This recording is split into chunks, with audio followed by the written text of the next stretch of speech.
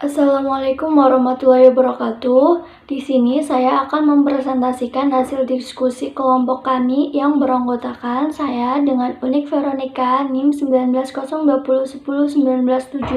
Berikutnya Yusrifal Akbar NIM 1902010194 dan Muhammad Fayed Zain 19020190.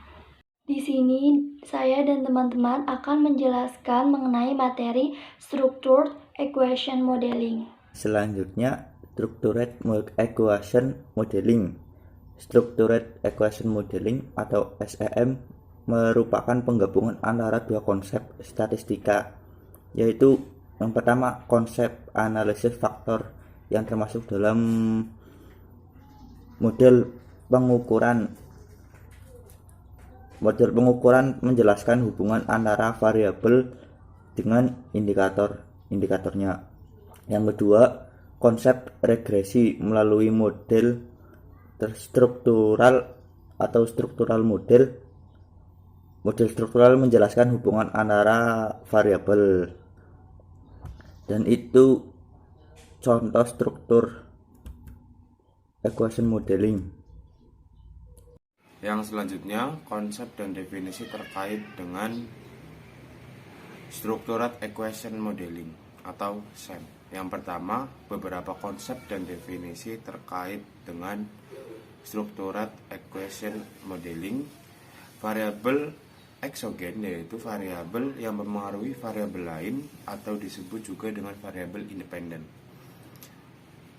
Kemudian variabel endogen yaitu variabel yang dipengaruhi oleh variabel lain atau disebut juga dengan variabel dependen. Kemudian konstruk laten atau variabel laten yaitu variabel yang tidak terukur secara langsung dan memerlukan beberapa indikator. Dan yang terakhir, indikator atau variabel observed atau variabel yang nilainya dapat diukur secara langsung. Berikutnya, indikator Structured Equation Modeling terbagi menjadi dua, yaitu indikator reflektif atau indikator yang dianggap dipengaruhi atau merefleksikan konstruk laten, Lisrel, Amos, IKS, dan beberapa program lainnya yang hanya dapat menggunakan indikator ini.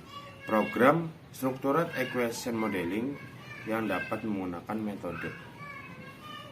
Yang kedua, indikator formatif, yaitu indikator yang mempengaruhi konstruk laten. Indikator formatif hanya dapat digunakan menggunakan metode partial least square atau PLS.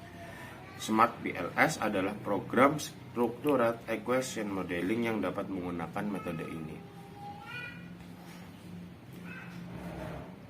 Selanjutnya, bagian indikator reflektif dan indikator formatif. Bisa dilihat teman-teman. Dan selanjutnya atau yang berikutnya, ada beberapa model dari Structured Equation Modeling. Yang pertama, Confirmatory Factor Analysis atau CFA. Model ini merupakan model murni yang berisi dari model pengukuran. Yang kedua, regresi model. Model ini merupakan model yang terdiri dari prediktor dan kriterium yang semuanya berupa konstruk empirik. Yang ketiga, model penelitian eksperimen. Model yang diaplikasikan pada analisis data dan eksperimen. Dan yang keempat, full model. Model ini dinamakan model utuh karena di dalamnya menggabungkan antara model pengukuran dan model struktural. Selanjutnya, di sini saya akan menjelaskan mengenai Smart PLS, yaitu program Structured Equation Modeling yang menggunakan pendekatan varian. Ada beberapa kelebihan Smart PLS, antara lain yaitu yang pertama, data tidak harus berdistribusi normal multivariate. Yang kedua, data digunakan sampel kecil kurang lebih 30. Yang ketiga, data digunakan untuk menganalisis konstruk yang dibentuk dari indikator reflektif maupun indikator formatif. Yang keempat, mampu mengestimasi yang besar dan kompleks dengan ratusan variabel laten dan ribuan indikator.